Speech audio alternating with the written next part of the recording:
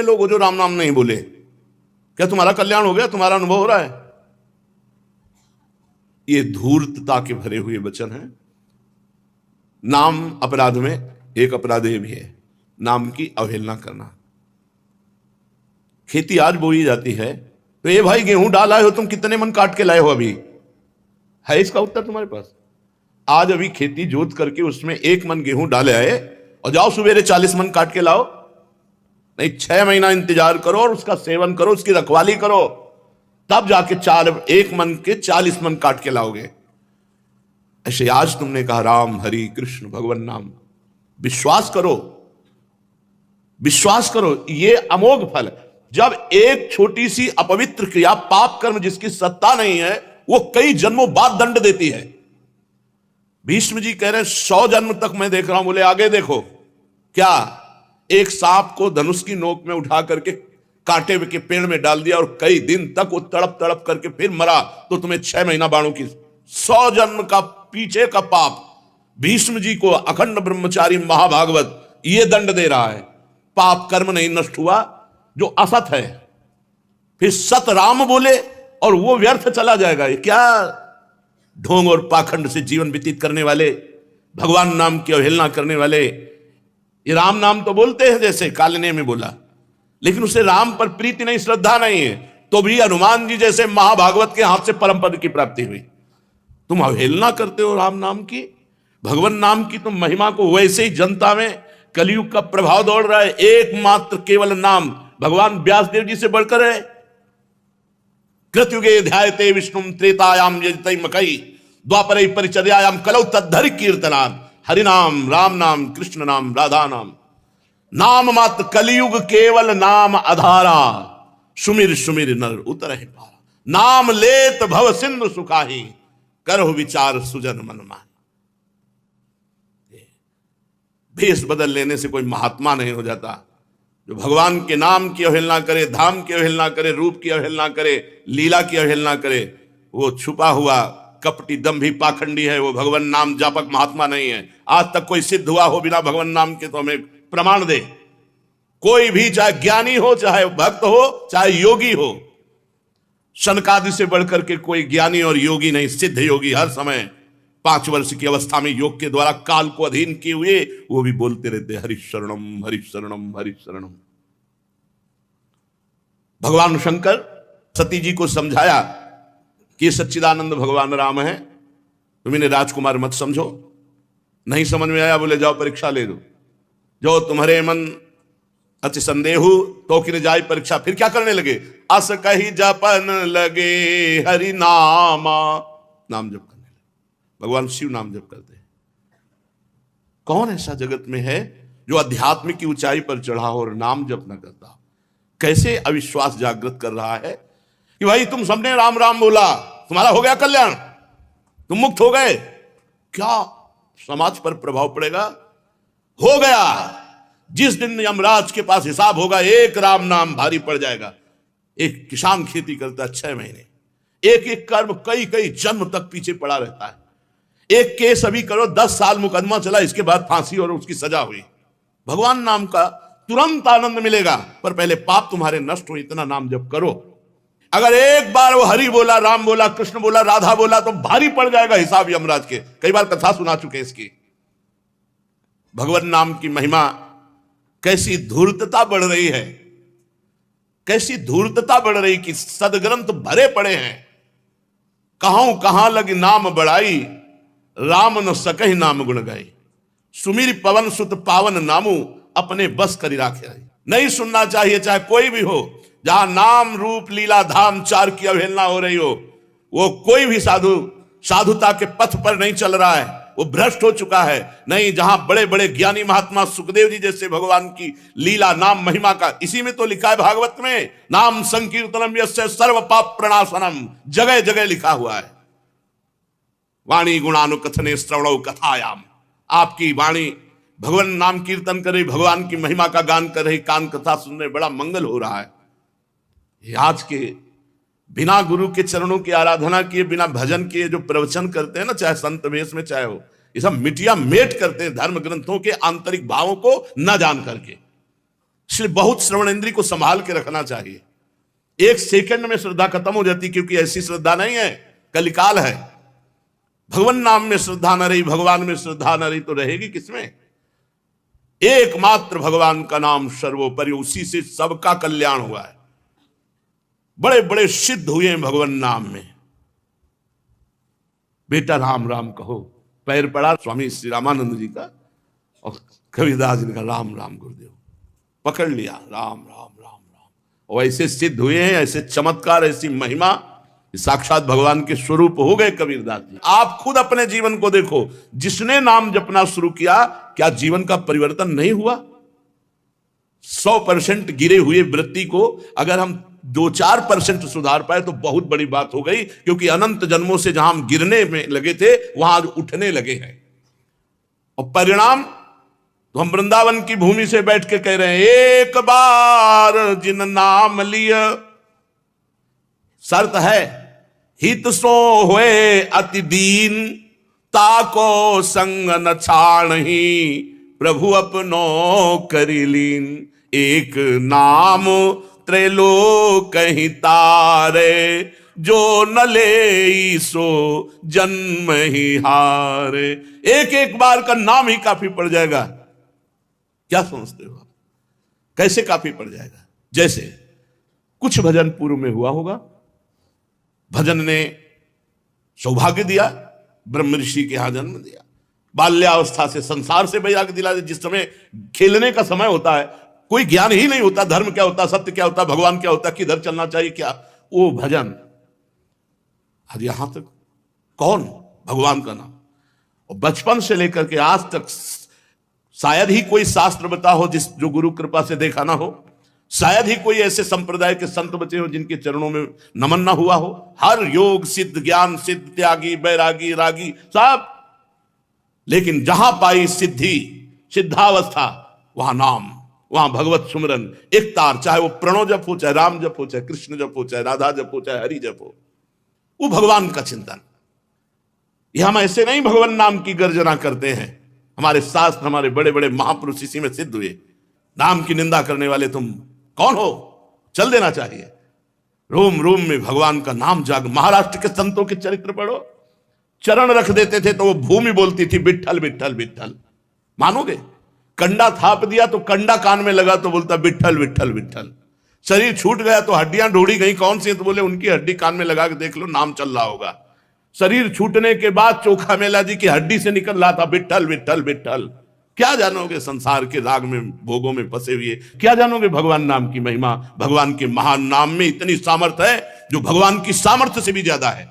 भगवान अवतार लेकर के गिने चुने लोगों का उद्धार करते हैं, और नाम तो असंख्यों का उद्धार कर चुका है और करता रहेगा। नाम से बढ़ करके कुछ नहीं त्रिभुवन में। हमारे प्रियालाल नाम जप करते हैं, वो कोई साधक है क्या? प्रियालाल नाम जप करते हैं। लालजू हरि रसना राधा राधा रट, जपत हरि विवस तव नाम प्रतिपद विमल, मनसि तव ध्यान ते निमिष नहीं तरिबो। हर समय हरि क्या जपते? राधा राधा राधा। और ध्यान का करते? राधा रूप का।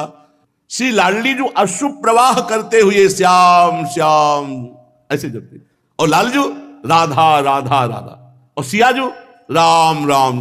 देखो ना अशोक वाटिका में, नाम पाहरू दिवस निशि, ध्यान तुम्हार कपाट। हर समय राम जी का ध्यान कर रहे और जप रहे राम राम राम। और राम जी हनुमान जी से खबर भेज रहे, तत्व प्रेम कर मम अरु तोरा, जानत प्रिया एक मनु मोरा, सो मन सदा रहत तो ही पाही, जान प्रीति रस इतने ही माही। मेरे मन की स्थिति क्या है? आपके प्रेम में इतना डूबा हुआ है कि मेरे पास मेरा मन नहीं रह गया, वो आपके पास है। मेरे प्रेम की बात तो केवल मेरा मन जानता है, हे सियाजू वो मन आपके पास है, बस इतना संकेत में समझ लो। और स्थिति क्या है? हे खग हे मृग मधुकर श्रेणी, तुम देखी सीता मृग नयनी। सीता जी का ध्यान सीता जी का नाम पर, और राम राम राम राम राम जी का ध्यान, इधर राधा राधा राधा राधा जी का ध्यान, उधर श्याम श्याम श्याम जी का। जब इष्ट जप रहे हैं परस्पर नाम, तो साधक उनका दास पता नहीं कौन सा ज्ञान हो गया है। इसलिए हमारी प्रार्थना है सत्संग भी बहुत संभल कर सुनना चाहिए, नहीं तो सुनने का प्रभाव पड़ता है। आप 100 दिन श्रद्धा बनाए, एक कहां गए थे सत्संग सुने, अरे सब रुपये का मामला है, सब पैसा कमाने का खेल है, खत्म खेल, गई श्रद्धा एक क्षण में। इसीलिए जाके संग कुमति मति उपजय, करत भजन में भंग, तजोरे मन हरि विमुखन को संग। वृत्ति को भगवदाकार करना केवल नाम में सामर्थ्य है। हम बहुत बड़े बड़े सिद्धों से मिलकर बात किए, बड़े बड़े महापुरुषों के चरणों में बैठकर, ज्ञानी महापुरुषों के चरणों में बैठकर, हाँ ये है कोई प्रणव जप रहा है, कोई भगवान, ये भगवान के विविध नाम है। श्रवणेंद्री को बहुत संभाल के रखना चाहिए। भगवान नाम की निंदा कर रहा है, अब वो क्या जीवन में प्राप्त करेगा, क्या जीवन में, जिस नाम के बल से, कौन से, एक बहुत ही गरीब परिवार है, केवल राम जी, पत्नी आप है, पर संत सेवा में बड़ी, जिसको ठाकुर जी से प्रीति होगी उससे संतों से प्रीति होगी, और जिसे संतों से प्रीति है वो ठाकुर जी से जरूर प्यार करेगा। अब उनके यहां जब कोई संत आते तो मेहनत मजदूरी करके वो जीते थे, वो किसी सेठ बनिया से कुछ उधार ले लेते, संतों को पवा देते, फिर मेहनत मजदूरी करते, पैसा देते। एक दिन बहुत बड़ी मंडली आ गई जिसमें सैकड़ों की संख्या में संत थे, नाच पड़े, पर सैकड़ों संतों को कैसे पवावे गरीब आदमी। तो किलो 2 किलो तो कोई उधार दे देता था, लेकिन जहां एक मन की बात आई तो एक था जो बड़ा स्वार्थी प्रवृत्ति का था, उसने कहा हमारा कुआं खोद दो, हम जितने संत हैं सबके भोजन व्यवस्था कर देंगे। नाम की महिमा, लिखित बात है, कोई अब दृष्टांत नहीं दे रहे। भक्तमाल उठाकर कुबा केवल राम जी का चरित्र देखो, और भक्तमाल के रचयिता त्रिकाल सिद्ध महापुरुष गुरु के आदेश से श्री नाभाजी महाराज, अगर उनकी बात पर संशय करे तो उससे बड़ा नास्तिक कौन हो सकता है। गुरु कृपा से क्या नहीं हो सकता, कहो कृपा से कहा ना होई। उनके गुरु ने आशीर्वाद दिया, जिस महापुरुष का चिंतन करोगे आके चरित्र बता जाएगा। अब ऊपर से माटी और पूर दी गई, समाधि लग गई। वो स्वार्थी आदमी कुछ चंद रुपए, चंद भोजन सामग्री दे दी, पत्नी दुखी तो हुई, पर चलो क्या, भगवान की लीला मानकर 1 महीना व्यतीत हो गया। वहां से राजा की सवारी निकली, वहां थोड़े वृक्ष थे, कुछ क्षण रुके तो उनको आवाज सुनाई दी, राम राम। तो उनका यार तो आवाज है, कोई दुख में है, आवाज को ढूंढो। सैनिक तुरंत खोज के, तो आवाज भूमि से, बोले महाराज आवाज तो इधर भूमि से आ रही। कान लगा के सुना, राम राम। लोगों से पूछा यहाँ, बोले हाँ अभी 1 महीने पहले की बात है, यहाँ कुआं खोद रहे थे केवल राम जी और वो फट गई रजे। तुरंत सैनिक लगाए, खोदो।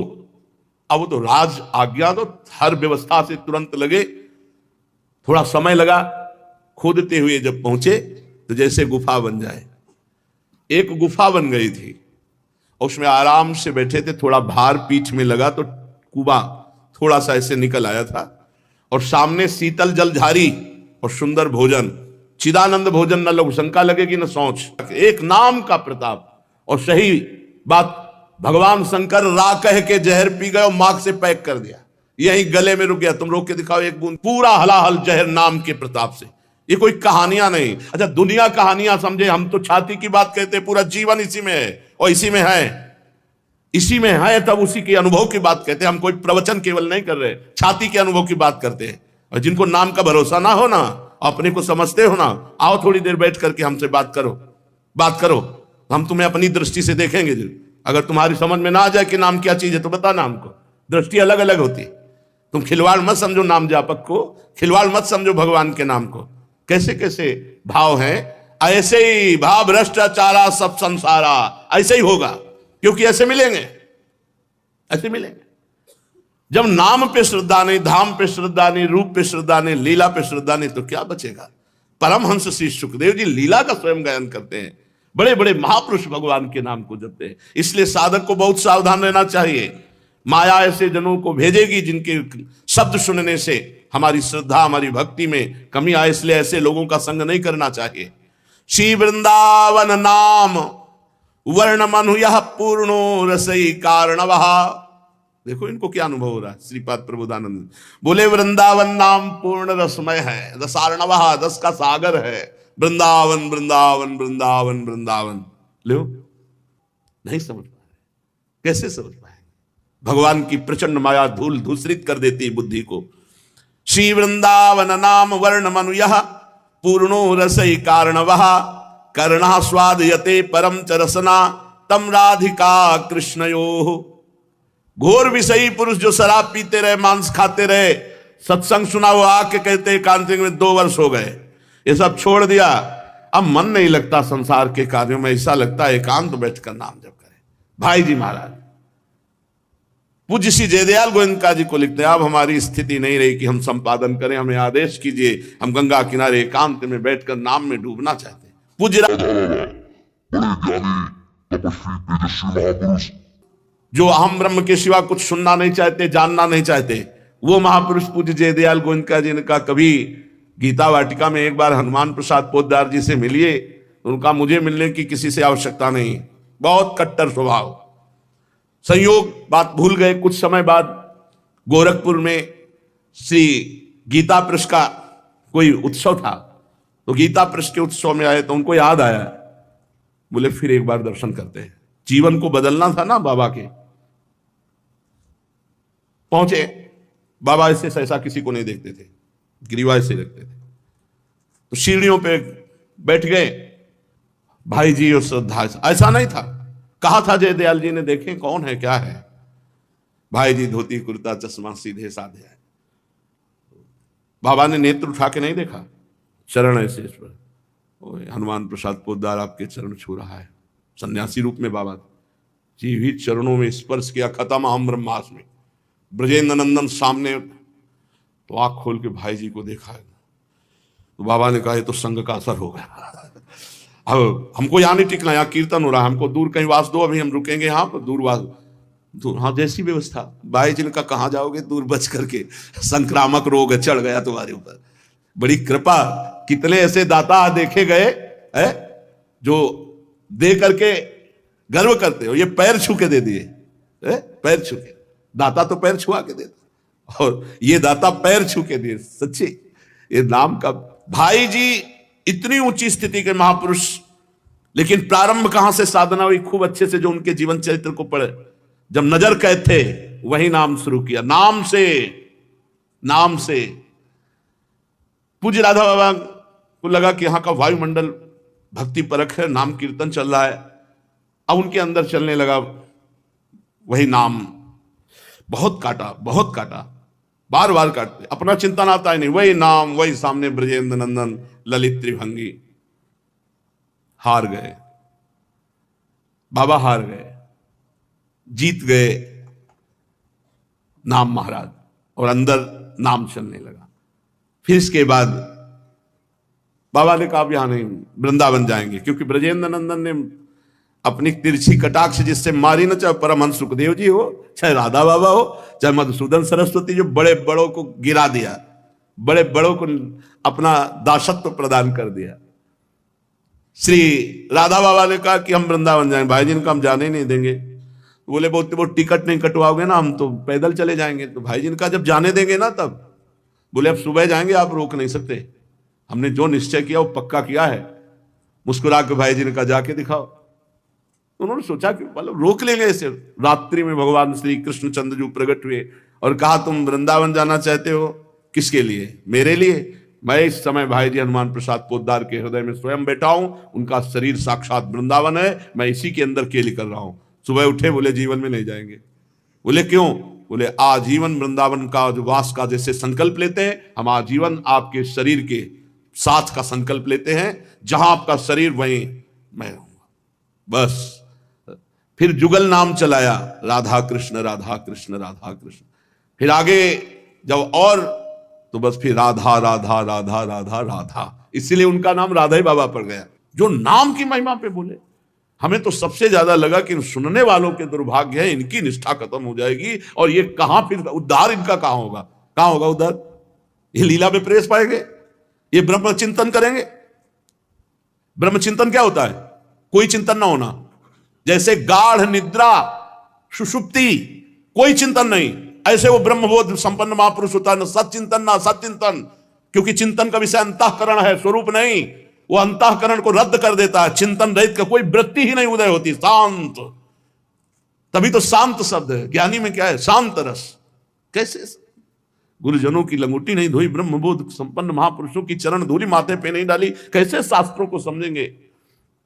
नित्याकरणन वर्णन रथ तदंगारहात्मनाम तत्पदाम भोजो प्रेम भृताम जानत ही प्रेक्षे पिन्नात्यो रसहा। जो वृंदावन की महिमा सुनता है, वृंदावन नाम रटता है, वृंदावन नाम सुनता है, उसे श्री राधा कृष्ण की प्राप्ति होती है। और खास बात, जो वृंदावन वास करने वाले हैं, उनके चरणों की यदि सेवा नहीं बनी, उनका संग नहीं हुआ, तो वृंदावन के नाम में, वृंदावन धाम में रति नहीं हो सकती। वृंदावन वास करने वाले किसी वृंदावन वासी की चरण परिचर्या बने, उससे अपनापन हो और वो कृपा करे, तो वृंदावन धाम और वृंदावन नाम में प्रीति हो जाए। और जिसको भी हुई होगी आज तक, वो ऐसे ही हुई होगी, किसी वृंदावन वासी की कृपा हुई होगी, तभी वो वृंदावन के प्रति अपना भाव, अपनापन और या नाम के प्रति प्रीति, बिना भगवत प्रेमी महात्मा के, वो तो मत की रति गति भूति भलाई, जब जही जतन जहां जय पाई, सो जानो सत्संग प्रभाव, लोकहु वेदना अनुपाओ। चलते हैं श्रीमद् भागवत महापुराण। भगवान सच्चिदानंद जी की बड़ी मंगलमयी लीला। जब देखा कि गोकुल में बड़े बड़े उत्पात हो रहे हैं, तो ब्रजवासियों की संगोष्ठी हुई। बड़े बूढ़े ब्रजवासी समनंद बाबा को बीच में बैठाल करके सलाह की। 6वें दिन पूतना का आना, शकट का गिर करके फिर भी लालजू को बच जाना, तृणावर्त का भगवान को आकाश में उड़ा ले जाना, फिर भी बच जाना, कई ऐसे विघ्न उपस्थित हुए। तो उनको लगा कि हमको स्थान परिवर्तन करना चाहिए। तो उपनंद जी ने कहा कि बिल्कुल ठीक बात है, लाला के लिए सब कुछ सहा जा सकता है, अपने लाला की रक्षा के लिए हमको गोकुल छोड़ देना चाहिए, क्योंकि हमें लगता है असुरों को पता चल गया है, तो स्थान परिवर्तन कर देना चाहिए। तो उपनंद जी से पूछा कहां चला जाए? तो उनका वनम वृंदावनम नाम पशव्यम नवकाननम गोप गोपी गवाम सेव्यम पुण्यादितृणवीरुधम। वृंदावन चला जाए। वृंदावन नाम का एक वन है, उसमें छोटी छोटी बड़ी बड़ी बहुत कुंज निकुंजे, बहुत से वन है, खूब हरा भरा वन है, बड़ा पवित्र पर्वत, घास, हरी भरी लता, वनस्पतियां, ये सब हमारे पशुओं के लिए बहुत हितकारी रहेगी। गोप गोपी और गायों के लिए सुविधा का ही नहीं, परम पवित्र सेवन करने योग्य है। यदि आप सबको हमारी बात जचती हो तो आज ही हम चल देते हैं वृंदावन के लिए, देर ना की जाए। अब तो सब ब्रजवासी कितना प्रेम करते हैं, किसी को भी अपने मकान महल से प्रीति नहीं। पूरा गोकुल दिव्य उत्सव मनते रहे हैं, नंद बाबा का दिव्य भवन, सब ब्रजवासियों के दिव्य, सब छोड़ दिया, लाला के निमित्त सब छोड़ दिया। छकड़े जोते गए, आगे लाखों गोप सेवक गौओं को लेकर सब अपनी अपनी दल की दल, आगे गौएं और पीछे छकड़े, ऐसे चला जाए। उपनंद की बात सुनकर सभी गोपों ने एक स्वर में कहा बहुत ठीक, बहुत ठीक। सबका एक ही मत था। सब लोगों ने अपनी झुंड की झुंड गायें इकट्ठी की, छकड़ों पर वो थोड़ी सामग्री ला दी गई जो 2-4 दिन भोजन की व्यवस्था हो सके। सब वृंदावन की यात्रा के लिए तत्काल तैयार हो गए।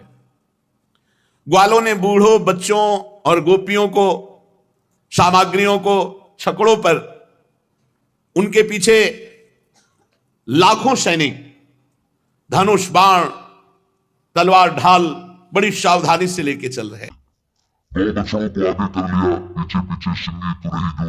जाते हुए चले तो ब्रजवासी ब्राह्मण भी आगे वेद मंत्र उच्चारण करते हुए चल रहे हैं। कितना प्यार है प्रभु से, सब घर मकान सुविधा सब छोड़ दी, वृंदावन के लिए चल पड़े। ये ब्रजवासी जैसे कौन प्रभु को प्यार करेंगे। गोपियां नवीन नवीन वस्त्र धारण करके, गले में सब आभूषण धारण किए हुए, स्वर्ण आदि रत्नों के रथों पर सवार हैं, और वो सब भगवान श्री कृष्ण के प्रेम में डूबी हुई है, उनकी लीलाओं का गायन करती हुई जा रही। यशोदा रानी, रोहिणी जी भी वैसे ही सज धज कर अपने प्यारे पुत्र श्री कृष्ण और बलराम को एक छकड़े पर विराजमान करके दोनों बालकों की बातें सुन सुन करके अघाती नहीं और सुनना चाहती हैं। भगवान श्री कृष्णचंद्र जी पूछते हैं, माता क्वानु खलु गच्छन्तः स्मः, मैया ये हम लोग कहां जा रहे हैं? मैया उत्तर देती, पुत्रो वृंदावन नामानि वन धामानि, मेरे लाला वृंदावन नामक एक वन है, उस वन भूमि में जा रहे हैं। श्री कृष्णचंद्र जी आश्चर्यचकित होते हुए बोले, कदा सदन मायास्यामः, तो हम घर कब लौटेंगे? पुत्र के इस प्रश्न पर यशोदा मैया कहती हैं, वत्सास मदनुसंगत एव संगत क्षमानम तदास्ते, वत्स अब हम लोग घर नहीं लौटेंगे, अब हम वृंदावन में ही वास करेंगे। जब रथ सघन वन के पथ से जाने लगता है, उस समय जननी एवं पुत्र का मनोहर संवाद सुनने योग्य है। जानकर अनजान बने हुए भगवान श्री कृष्णचंद्र जी अबोध शिशु की भांति प्रश्न पर प्रश्न करते जा रहे, और मैया भी हंस हंस कर उत्तर दे रही। कोशौ वृक्षा समन्ताद निश्चल दलहा पिप्पला कोंड कोटिम सूते सोदुम्बराख्या का ही घन जटा व्याप्त मूर्तिर्वटः सा। श्री कृष्ण ने पूछा, ये कौन सा वृक्ष है मैया? मैया कहती, पिप्पलहा, ये पीपल का वृक्ष है। श्री कृष्ण, ये कोटि अंडों को प्रसव करके अंगों में लपटाए हुए कौन सा वृक्ष है? जननी ने कहा कि सोदुम्बराख्या, ये गूलर वृक्ष है। गूलर में फल लगे रहते ना, गूलर फल है। श्री कृष्ण ने कहा, ये जो बड़ी बड़ी जटाएं रखे हुए वृक्ष है, ये कौन सा वृक्ष है? घन जटा व्याप्त मूर्तिर, तो बोले वटः सा, ये बट वृक्ष है। अच्छा मैया, इस प्रकार वन में जाते समय की विचित्र प्रश्नावली, जननी पुत्र का ये मनोहर संवाद गोप गोप सुंदरियां सुनती हैं और अब मानो अमृत में डूब जाती हैं। आश्चर्य है कि अपने अपने रथ पर प्रत्येक गोप सुंदरी को श्री कृष्ण का रथ अपने ही नजदीक लग रहा है। लाखों रथ, लाखों छकड़ों में सब बैठे, पर सब ऐसे ही जैसे निकुंज में श्री प्रियालाल विराजमान हैं, असंख्यों सहचरियां हैं, तो हर सहचरी के सामने प्रिया प्रीतम है। ऐसा नहीं कि पीछे वाली को बड़ा उचक करके परेशानी हो रही हो कि अब हमारा तो नंबर ही नहीं लग रहा दर्शन में। सब सखियों को सेवा, और सब सखियां सीधे प्रिया प्रीतम को देखती, कोई बीच में आड़ नहीं होती। ऐसे ही एक छकड़े पर कृष्ण बलराम है, लेकिन वो छकड़ा सबके समीप चल रहा है, सब बातें सुन रही प्रभु की, सब आनंद मगन हो रही है। आगे बढ़े तो चित्रा कोयम मयूरः कहा मृदु कुहु गायकः, बोले कोकिलाख्या को वक्तुम वष्टिवाणी नर्वदपि शुकः पुष्पापः कश्य भृंगः। मैया, ये रंग बिरंगा पक्षी कौन है? लाला, ये मयूर है। अच्छा मैया, तो ये कुहू कुहू कर बहुत मधुर गाने वाला कौन है? बोले ये कोयल है, ये कोकिल नाम का पक्षी है। ये ठीक मनुष्यों की भांति वाणी में बोलने में कौन समर्थ है? तो बोले शुक शारिका है। ये पुष्पों का पराग पीने वाला कौन है? इसे भ्रमर कहते हैं। ऐसे कृष्ण बलराम बातें करते हुए जो देखते हैं मैया से प्रश्न करते हैं। सब आ गए श्री यमुना जी के पावन तट पर। मैया नीलमणि श्री लालजू को कलेवा कराती है, पर इतने सरल कहां है कि शांत बैठकर कलेवा कर ले। कभी कलेवा करते भाग पड़ते हैं किसी वृक्ष की तरफ, किसी पशु पक्षी की तरफ, मैया फिर पकड़ के लाती है। बहुव्यंजन बहुभांति रसोई सट रस के परकार, शूर श्याम हलधर दो भैया और सखा सब ग्वार। भाग क्यों पड़ते? सब सखाओं को बुला लिया, फिर एक साथ बैठकर भगवान भोग आरोग रहे हैं। सकट ऐसे मंडलाकार खड़े किए गए हैं और बीच में सब बड़े सुंदर सुंदर शिविर कपड़े के ऐसे जिनमें सब शयन कर सके। सकट समूह क्रमशः कालिंदी यमुना जी के तट पर ऐसे लगाए गए हैं मानो कोई पहाड़ हो, श्रेणीबद्ध यमुना के तट पर। क्योंकि सब नवीन नवीन भी गोप बालक हैं, कोई जंगली पशु ना आ जाए, और हजारों सैनिक लाखों की संख्या में धनुष बाण तलवार ढाल लिए हुए सकट के पहले वो खड़े हुए हैं। ऐसा लग रहा है कैलाश पर्वत विराजमान हो गया। इतने सुंदर सुंदर शिविर लगे हुए हैं, सकट हैं, आसपास सब सैनिक है, और बड़े बलवान गोप बड़ी सावधानी से वीरासन में बैठ करके सबकी रक्षा कर रहे हैं। ऐसा प्रतीत होता है मानो सैन्य बल ही मूर्तिमान विराजमान हो। आकाश से भी कोई नहीं आ सकता, पृथ्वी की तरफ से भी कोई आक्रमण नहीं कर सकता। ऐसे वीरासन में बैठे हुए, दिव्य धनुष बाण लिए हुए सब सावधान हैं। यमुना पार होने की व्यवस्था के लिए पहले ही नावों की व्यवस्था की गई है।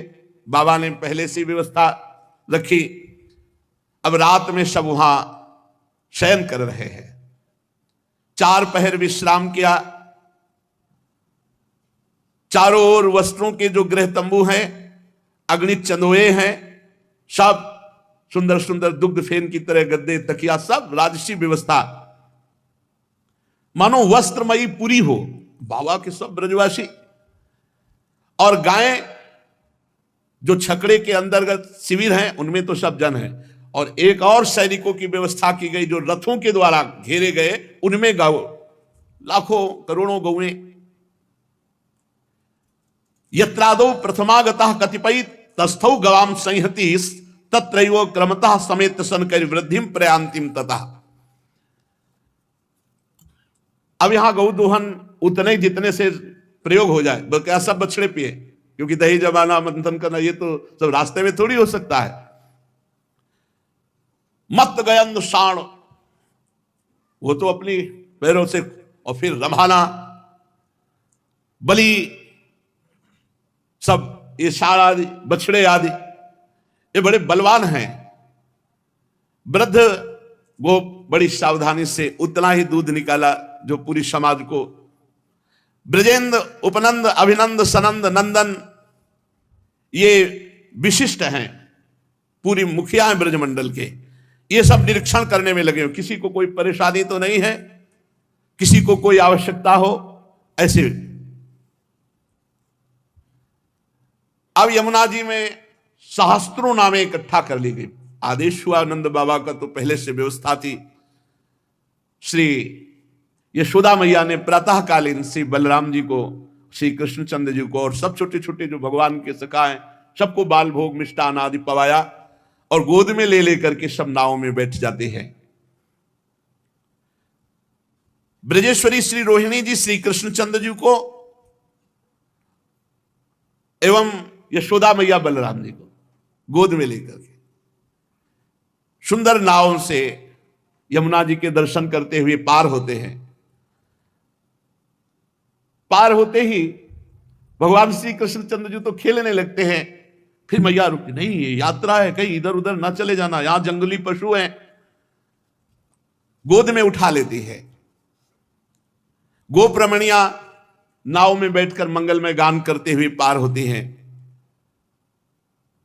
फिर समस्त वृद्ध वृद्ध के जो गोपजन हैं उनको, जवान जवान गोपजन, सब गौओं को यमुना जी ऐसे ही, गौएं तैरना जानती है, चाहे छोटा बछड़ा भी, वो भी तैरना जानता है। सब गौएं पार की गई।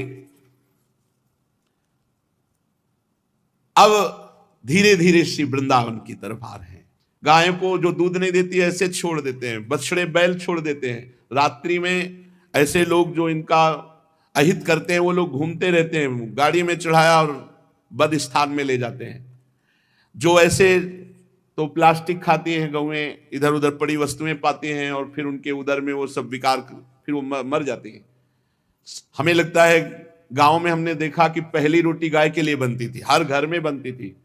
अगर महीने में 100 रुपये भी गौ सेवा के लिए निकाले एक एक लोग, तो हमारी गायों की दुर्दशा न हो। जहां गौशाला हो वहां पहुंचा दें, या ऐसे गौशाला बनाएं जिसमें 4 लोग सेवा कर सके गौओं की। तो अब लोग वो गाय ज्यादा रखते हैं कि 50-60 रुपया लीटर जा रहा, 20 लीटर हुआ तो इतना हो गया। और गौ कृपा की बात नहीं सोचते कि अगर गौ की सेवा करेंगे जब भगवान ने की तो कौन सी धनराशि कमी रह सकती। सच्ची मानो, गौ का दूध एक आदमी को पियाओ, एक को भैंस का पियाओ, पक्का। और फिर भैंस वाले को देखो तो मोटा आपको भैंस वाला मिलेगा, गौ वाला तो मोटा नहीं मिलेगा, लेकिन उछाली गौ वाले में होगी, तेजस्विता गौ वाले में होगी। भैंस वाले में वो तेजस्विता नहीं होगी, उसमें चर्बी चाहे भले बढ़ जाए, मोटापा तो आ जाएगा, लेकिन उसको उछाली नहीं आए। अच्छा, दूध रख के देखो दोनों का, तो गाय के दूध में आपको स्वर्णिम कांति मिलेगी, शुद्ध देसी गाय के दूध में स्वर्णिम कांति मिलेगी। भगवान गौ सबसे पहले वृंदावन में आगे गौएं, गोप लोग आसपास से घेरे हुए तुमुल नाद करते हैं और गौओं को आगे बढ़ने की प्रेरणा देते हैं। गायें अपने बछड़ों को चाटते हुए देखते हुए बड़े आनंद से आगे बढ़ रही हैं। असंख्य गो बछड़े हैं, सब निशंक यमुना जी के पार हुए। जिन बछड़ों के अभी सींग नहीं उठे, छोटे छोटे बड़े सुंदर, ऐसे उल्लास पूर्वक, शरीर छोटा है पर वेग बहुत है, उछाली बहुत है। बड़ा सुख मिलता है जब गाय को ऐसे गले लगा के से, लेकिन मर कहीं वो तो मत लगा लगे, हाले वो सींग मार देगी। बहुत सीधी कोई कोई गाय होती है तो जैसे ऐसे दुलार करो ना तो एक भागवती का आनंद मिलता है, लेकिन संभाल के भागवती का आनंद लेने के चक्कर में किसी ऐसी गाय को गले मत लगा लेना जो मारती है। वो पुच्छ ऊपर उठा करके बछड़े जब भागते तो भगवान को बैठे छकड़े में अच्छा नहीं लगता, वो भी उनके साथ खेलना चाहते थे, क्योंकि ये सब भगवत स्वरूप। जानते हो भगवान के समय की गाय कौन थी? श्रुति, वेद की ऋचाएं गौओं का रूप धारण किए हुए थी। गाय आगे, बीच में बछड़े, और जो नवप्रसूत बछड़े अभी नए नए तो वो तैर नहीं सकते, तो विशाल बलवान गोप अपने कंधों पर लेकर उन्हें नाव में बैठ करके ऐसे पार करते